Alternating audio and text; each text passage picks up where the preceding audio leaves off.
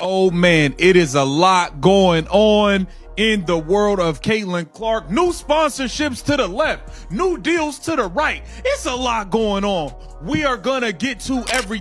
Oh, that's a boss move.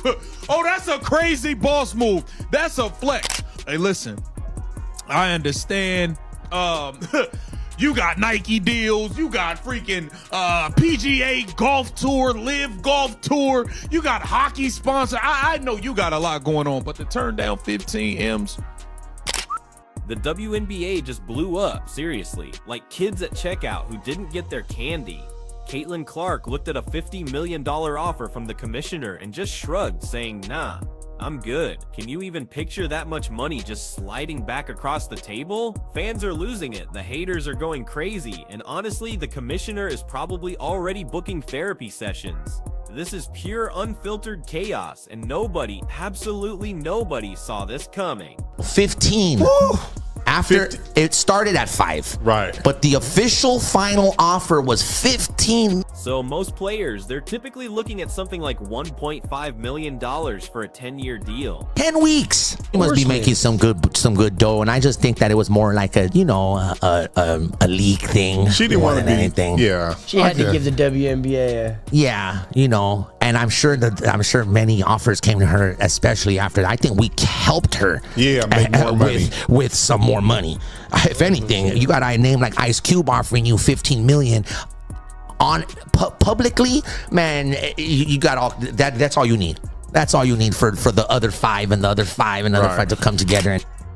And get this. The WNBA just stumbled into a level of chaos that would make reality TV producers jealous. Picture it, the commissioner slides a record-breaking $50 million contract across the table to Caitlin Clark. They're expecting fireworks, maybe some happy tears, even confetti cannons, right? Instead, Clark barely blinks, she shrugs and just says huge offer, but no thanks. That single moment lit a fuse. The league didn't just react, they went absolutely nuclear. Fans are in total shock, the haters are raging, and this meltdown looks more like someone losing it at Walmart after being told the toy aisle is closed. Unrivaled. If y'all thought a few million and some equity was gonna get her to show up and play in your league, you got another thing coming. I said it.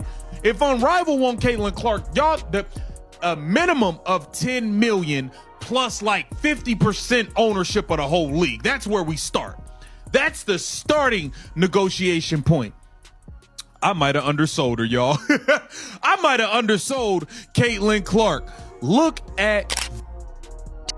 to understand why Caitlin Clark rejecting that deal just set the internet on fire, you have to rewind a bit to her college days. She's not just a basketball player, she's literally a cheat code walking around.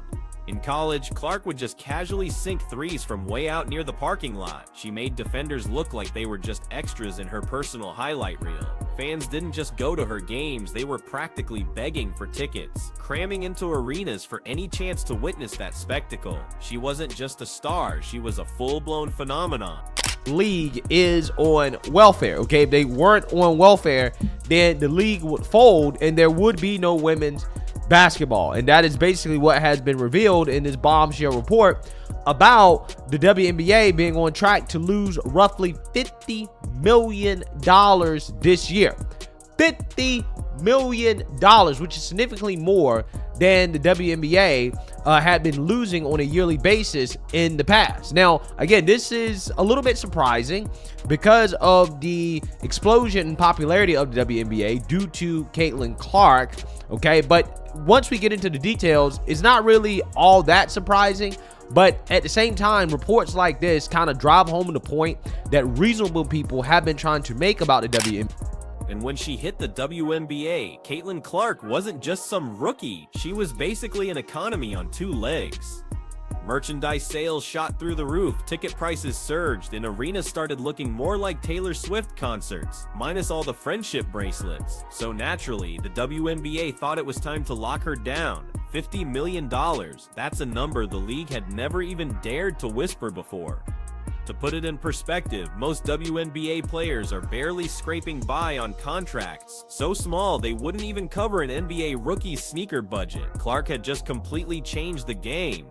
All right, recent report dropped that The Big Three reportedly offered Caitlin Clark 15 M's for 10 games, but she declined.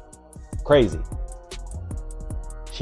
Her endorsement deals must be pretty decent for her to willingly turn that down, because we know her WNBA salary is nothing to brag about. But for her to do that, I guess I look at it like this. If she were to have accepted that before she even stepped foot on a WNBA court, I could only imagine how they would have treated her. I don't even think she would have made it through half the season. She would have had a season-ending injury for sure. Listen, this deal wasn't just about money. It was basically a desperate love letter from the WNBA. It was screaming, please, Caitlin, don't leave us. We need you more than oxygen.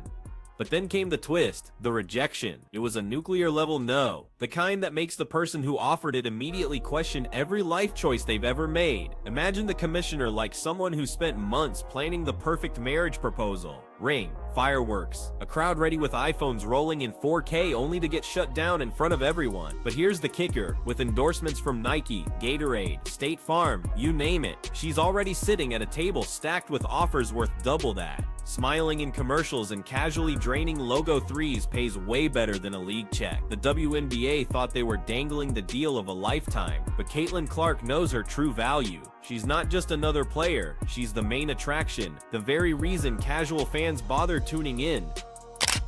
And she declined it. If that doesn't tell you how much money Caitlin Clark is making, I don't know, bro. Because who's saying no to $15 million for 10 games? She doesn't even have to score 10 points and she still would be making more than a lot of NBA players make. But Caitlin Clark isn't even back from injury yet to play for the Indiana Fever. Do you guys think Caitlin Clark should have taken this $15 million deal?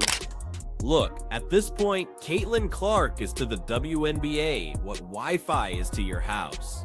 You could technically survive without it, sure, but good luck convincing anyone to stick around. The fallout from her rejection was instant. Fans split right in two. Half crowned her a genius. The other half called her reckless.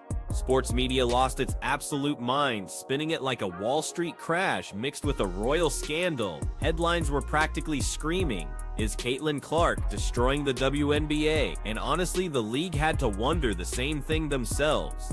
Without Clark, the WNBA is just another struggling league fighting for airtime between cornhole tournaments and midnight bowling reruns. That $50 million offer wasn't generosity, it was pure insurance. Clark simply reminded them that she doesn't need the league nearly as much as they desperately need her. It's like Netflix begging Taylor Swift for a concert special, only for her to laugh and say, "That's cute. I made more selling vinyl last week." The power dynamics flipped instantly, and get this, the WNBA didn't take it quietly. No, the league went straight into full-blown panic mode, scrambling to figure out what in the world comes next. Without Caitlin Clark, they would have no fans. And I think that a lot of people are forgetting the fact that just, again, a few years ago, before Caitlin Clark was in the league, this is what it looked like at a WNBA. So, imagine the WNBA boardroom after Caitlin Clark's rejection. Executives pacing, sweating, maybe even debating if selling plasma could scrape together another $20 million. Social media managers went into overdrive, flooding timelines with highlight reels, hashtags, and motivational quotes about growing the game. But the damage was already done. The narrative was out there. Caitlin Clark had just completely flexed on the entire league. Now comes the bigger question. What does this mean for the WNBA's future? If one player can stare down a record-shattering $50 million offer and shrug, what does that say about the league's ability to keep its stars? Because here's the kicker. Caitlin isn't the only player who knows her worth. Others are watching, they're calculating, and they're definitely taking notes. Meanwhile, the commissioner, they're probably still replaying that moment in their head at 3 in the morning, wondering how the dream deal turned into a nightmare. If you thought the WNBA would just nod politely and move on, think again. When cornered, this league doesn't go quietly. It doubles down, and the drama has only just begun. And speaking of basketball, your cousin Caitlin Clark just got an 8-figure deal with Nike. Yeah. A lot of people in our community is up in arms. They not feeling that. They mad Aja Wilson don't got a shoe yet. And it's simple math, bro. Aja Wilson played in the championship for the WNBA, and the final game peaked at like 1.2 million. Caitlin Clark played in the Final Four, and the game before the championship game peaked at 17 million viewers. Caitlin Clark is gonna come to the WNBA and violate that shit. But this wasn't just a rejection, it was public humiliation on the grandest stage. Imagine throwing the ultimate surprise party. You book Beyonce, you rent out an entire stadium, hire the best caterers, and then the guest of honor doesn't even bother to show up. That's exactly how the commissioner must have felt, except way worse because millions were watching. The league's first response: pure denial. Reports suddenly popped up with anonymous insiders insisting Caitlin hadn't actually turned the deal down. No, it was just complicated or still under discussion. Translation: the WNBA was scrambling to save face faster than a teenager frantically clearing their browser history before their parents walk in. Then came the anger, but here's the twist. This wasn't just emotional, it was strategic. Caitlin was playing chess while the league was still fumbling with the checkers box. And the internet, oh, it had an absolute field day. Memes exploded across timeline. Clips of the commissioner sweating at press conferences were edited with captions like, "When you realize your entire business model depends on a 22-year-old." Others mocked up fake WNBA ads reading, "Please Caitlin, we'll even throw in free snacks for life." Brutal, hilarious, and proof the internet never misses a chance to dunk on desperation. The WNBA needs to do something about this. Kathy Engelberg, you need to get a hold of what's going on here. The officiating Kelsey Mitchell getting knocked around like a damn pinball, shoots 4 free throws. Aaliyah Boston plays an entire game as big, as strong, as physical as she is. Aaliyah Boston shoots 0 free throws. And she wasn't standing at the 3-point line. The officiating is flat out atrocious. Everybody else is getting calls. I think it's ridiculous. Just the fact that Aaliyah Boston shot 0 free throws tells you everything in itself. Meanwhile, fans, of course, split into 2 fiery camps. On one side were the loyalists, calling Caitlin Clark a sellout, a diva, even ungrateful. They argued she was disrespecting the very league that gave her a platform. But here's the real talk. The WNBA didn't make Caitlin Clark. Caitlin Clark made the league matter. Before her, WNBA highlights were buried so deep they might as well have been collecting dust with your uncle's old VHS tapes. After her, suddenly arenas were packed, ratings soared, and casual fans actually remembered the league existed. And on the other side were the supporters, praising her as a total genius. To them, this wasn't arrogance, it was pure self-awareness. Why would you lock yourself into a long-term league deal when endorsements, media opportunities, and personal branding can easily triple your paycheck, especially when those options don't involve grinding through back-to-back games in half-empty arenas? One network even ran a full panel debating whether Caitlin Clark had just ended the WNBA before it ever truly began. That's coverage usually reserved for alien invasions or government scandals, not a basketball contract. But chaos sells, and Caitlin Clark had just served the sporting world chaos on a perfectly polished silver platter. This is something that do not be surprised if President Trump speaks on with that kind of audience that is protective of a Caitlin Clark and what she stands for and what she represents. And they come to a conclusion that they believe she is being unfairly treated. That is going to be a problem for the WNBA. And based on Trump's history with the NFL and him being an obvious sports fan, goes to events and stuff like that, he pays attention to this kind of stuff. I'm just warning them, watch it, because if he gets involved and that base gets involved, because somehow, some way they embrace victimhood on a part of Caitlin. So, what did Caitlin Clark's rejection actually mean? To TV networks, it was a gut punch. Many had only agreed to broadcast WNBA games because Caitlin guaranteed eyeballs, ratings, and sold-out arenas. Without her, that shiny media deal suddenly looked a lot less valuable. And for the other players, it was a revelation. For years, they'd been told to accept scraps and be grateful. But now, they saw Caitlin flip the script and realized they might hold more power than the league ever wanted them to believe. Plus, don't forget the commissioner personally. This wasn't just about money, it was about control. That $50 million offer was designed to tie Caitlin down, to keep her spotlight safely under the WNBA umbrella. By rejecting it, she essentially announced, "You don't own me." For a commissioner used to players saying yes to whatever crumbs they were offered, this was an ego-shattering reality check. The beauty of it? Caitlyn didn't even need to explain herself. Her silence was the answer. She had already exceeded every expectation, and instead of being locked in, she flipped the entire power dynamic. It was like finding water in a desert, only for the water to smirk and say, "Actually, I'm not interested in being bottled right now." Suddenly, her rejection wasn't just a business move, it became a case study in empowerment, and the locker room definitely took notice. The WNBA did it because the sisters was upset that Caitlyn was getting so much attention, and they had to, the league had to hold Caitlyn back or allow Caitlyn to be held back with the refs, allowing the physical play against her by the players, the media diminishing her impact at every turn, and her play, and the league never coming to her defense to try to thwart off some of her. This wasn't just some polished, poster-ready empowerment the WNBA's marketing team loves to advertise, though.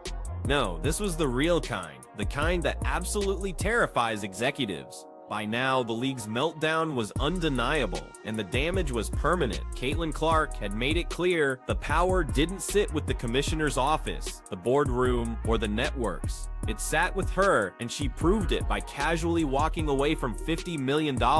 And here's the real sting for the WNBA. She turned it down because she simply doesn't need it. Endorsements are already pouring in. Nike rolled out the red carpet. Gatorade probably has warehouses stacked with bottles featuring her face. State Farm could call her tomorrow and have her in a commercial by dinner. Then there's her social media. Millions of views on every highlight, millions of fans eager to buy whatever sneakers she laces up. Compared to that entire empire, the commissioner's $50 million offer looked more like loose change. Caitlyn didn't flinch because to her, the league's mega deal was just small potatoes. Out of the game. WNBA hates Caitlyn Clark. She is a white girl in a predominantly black league who's better than all of them. Even with everything that's going right now with the pay us what you owe us shirt, you saw Kelsey Plum at the end of it, tattletale basically, and bring out Caitlyn Clark about her team not being there. So there's always... So the league thought it was pulling off the ultimate power move. Instead, Caitlyn Clark turned it into a punchline. Rejecting $50 million didn't shrink her brand, it made her even bigger. Overnight, she wasn't just a star athlete, she became the athlete who made the WNBA look desperate. She became the woman bold enough to say, "I don't need your record-breaking offer, I've got bigger plans." But in sports, nothing is more valuable or more attractive than leverage. But let's zoom out for a second, because this is bigger than just one contract. This is about the future of women's sports. For decades, female athletes have been told to take what they're given, smile for the cameras, talk about growing the game, and never question the yawning pay gap. By walking away from what looked like the biggest deal in WNBA history, she reminded every athlete watching that gratitude doesn't pay the bills, leverage does. And make no mistake, this wasn't a gamble. The endorsement world is the Wild West, and Caitlyn Clark is the gunslinger, walking into town knowing she already owns it. The irony, the WNBA thought this deal secured their future. Instead, it revealed how fragile that future really is. Because if one player can flip the league upside down with a single rejection, what happens when others start testing their worth too? Caitlyn may have just sparked a revolution without saying a single word. They offered Caitlyn Clark $15 million to play in 10 games. That's $1.5 million per game, bro. And she turned it down. Caitlyn Clark, you so much better than me. The WNBA would have never, hey listen, I would have never stepped foot on that court. $1.5 million per game. Bron don't even make that. And you turned it down for her contract in the WNBA, she gonna make like $400,000 in 4 years. That's the part that I don't really understand about WNBA players. They make so much bread everywhere else. They be making more bread in college. They make more bread overseas. They can make more in Unrivaled, the Big Three. There's so many options, but they still be playing in the WNBA. I don't get it. So the commissioner is probably still lying awake at night, replaying the scene like a nightmare on loop. Imagine being in their shoes. You scrape together the biggest contract the league has ever offered, present it like the holy grail, and the player you're banking your entire future on doesn't just decline, it feels like she laughed. That's the kind of rejection that lives in your head, rent-free forever. And the thing is, Caitlin Clark doesn't even have to say a word.